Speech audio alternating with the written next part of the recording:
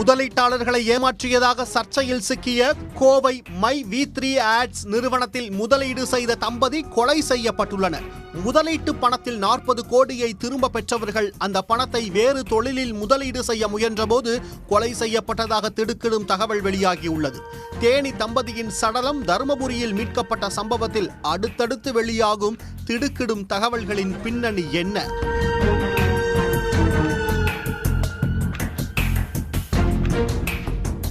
தருமபுரி மாவட்டம் அதிகமான் கோட்டை தடங்கம் அருகே வெத்தலக்காரன் பள்ளம் கிராமத்தில் சிப்காட் தொழிற்பேட்டை அமைய உள்ள பகுதியில் கடந்த 24ஆம் தேதி அடையாளம் தெரியாத ஆண் பெண் சடலங்கள் கத்திக்குத்து காயங்களுடன் அழுகிய நிலையில் கிடந்துள்ளன. அந்த பகுதியாக சென்றவர்கள் கொடுத்த தகவலின் அடிப்படையில் அதிகமான் கோட்டை போலீசார் சம்பவ இடத்துக்கு சென்று சடலங்களை மீட்டு விசாரணை நடத்தினர். முதற்கட்ட விசாரணையில் இருவரையும் வேறு எங்கோ கொலை செய்து உடல்களை அந்த பகுதியில் வீசிவிட்டு சென்றது தெரிய வந்தது. கொலை செய்யப்பட்ட 2 பேரின் படங்களை அனைத்து காவல் நிலையங்களுக்கும் அனுப்பி வைத்து அடையாளம் காண அதிகமான் கோட்டை போலீசார் முயற்சி மேற்கொண்டனர். இதில் கொலை செய்யப்பட்டவர்கள் தேனி மாவட்டத்தைச் சேர்ந்த 55 வயது மணிகண்டன் மற்றும் அவரது மனைவி 50 வயது பிரேமலதா என்பது தெரிய வந்தது. இந்த தம்பதிக்கு குழந்தை இல்லை. ஆன்லைன் மூலம் ட்ரேடிங் வியாபாரம் செய்து வந்த இவர்களுக்கு ஏராளமான சொத்துகள் உள்ளதாக கூறப்படுகிறது. அவர்கள் கடைசியாக யாருடன் மொபைல் போனில் பேசினார்கள், எங்கு சென்றார்கள் என ஆய்வு செய்தனர். அப்போது தேவராஜ் என்பவரிடம் பேசியது தெரிய வந்தது. இதையடுத்து அவரை பிடித்து விசாரித்த போது திடுக்கிடும் தகவல் வெளியாகியுள்ளது. கோவையை தலைமையிடமாக கொண்டு செயல்பட்ட மை வி3 ஆட்ஸ் என்ற நிறுவனத்தில் மணிகண்டன் தம்பதி பெருமளவில் முதலீடு செய்துள்ளனர். மை வி3 ஆட்ஸ் நிறுவனம் புகாரில் சிக்க தொடங்கிய நிலையில் கடந்த சில மாதங்களுக்கு முன்னர் சுமார் 40 கோடி ரூபாய் முதலீட்டை திரும்ப பெற்றுள்ளனர். மேலும் பல கோடி ரூபாய் முதலீடு மை வி3 ஆட்ஸ் என்ற நிறுவனத்தில் சிக்கியுள்ளதாக கூறப்படுகிறது. திரும்ப பெற்ற பணத்தை வைத்து வேறு தொழில் செய்ய திட்டமிட்டிருக்கின்றனர்.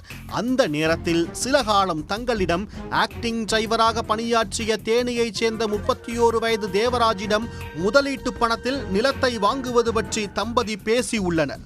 தம்பதியிடம் நிறைய பணம் இருப்பதை அறிந்த தேவராஜ் அந்த பணத்தை கொள்ளையடிக்க திட்டமிட்டிருக்கிறார். இதற்காக தருமபுரி மாவட்டம் அதியமான் கோட்டையைச் சேர்ந்த 36 வயது சபரி, கன்னியாகுமரி மாவட்டத்தைச் சேர்ந்த அஸ்வின், தருமபுரி நகரப்பகுதியைச் சேர்ந்த 33 வயது பிரவீன்குமார், தருமபுரி மாவட்டம் ஏமக்குட்டி ஊர் பகுதியைச் சேர்ந்த 27 வயது நந்தகுமார் ஆகியோருடன் சேர்ந்து திட்டம் வகுத்துள்ளார். அதன்படி கொடைக்கானலில் நிலம் வாங்கலாம் என கூறிய தேவராஜ் கடந்த வாரம் மணிகண்டன், பிரேமலதாவை காரில் அங்கு அழைத்து சென்றுள்ளார்.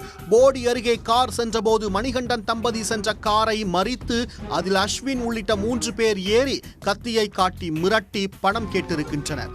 ஆனால் தம்பதி தங்களிடம் உள்ள 40 கோடி ரூபாய் பற்றி வாய் திறக்க மறுத்துவிட்டதாக கூறப்படுகிறது. இதனால் ஆத்திரமடைந்த தேவராஜ் தரப்பினர் சரமாரியாக தாக்கியும் கத்தியால் குத்தியும் சித்திரவதை செய்துள்ளனர். ஆனால் பணத்தை பற்றி தெரிவிக்க கடைசி வரை மறுத்துவிட்டனர். பணம் கிடைக்காத விரக்தியில் இருந்தவர்கள் தம்பதியை உயிருடன் விட்டால் தங்களை காட்டிக் கொடுத்து விடுவார்கள் என பயந்துள்ளனர். இதனையடுத்து தம்பதி அணிந்திருந்த 12.5 சவரன் நகைகளை எடுத்துக்கொண்டு இருவரையும் கழுத்தை நெரித்து கொலை செய்திருக்கின்றனர். உடல்களை எங்கு வீசுவது என தெரியாமல் ஒரு நாள் முழுவதும் காரிலேயே உடல்களை வைத்து சுற்றியுள்ளனர். பின்னர் அஸ்வின் உள்ளிட்டவர்கள் தங்கள் காரில் 2 பேரின் உடல்களையும் தருமபுரி எடுத்துச் சென்று வீசியது விசாரணையில் தெரிய வந்துள்ளது. இதையடுத்து தேனி மாவட்டத்தைச் சேர்ந்த தேவராஜ், சபரி, அஸ்வின், பிரவீன்குமார், நந்தகுமார் ஆகிய 5 பேரையும் அதிகமான் கோட்டை காவல்துறையினர் கைது செய்து சிறையில் அடைத்தனர். உண்மையிலேயே தம்பதியிடம் 40 கோடி ரூபாய் பணம் இருந்ததா? அவர்கள் மை வி3 ஆட்ஸ் நிறுவனத்தில் முதலீடு செய்தார்களா? மேலும் பல கோடி முதலீடு உள்ளதா என பல்வேறு கோணங்களில் விசாரணை நடத்தி வருகின்றனர். உடனுக்குடன் செய்திகளை தெரிந்து கொள்ள சன் நியூஸ் பெல் ஐகானை கிளிக் பண்ணுங்க.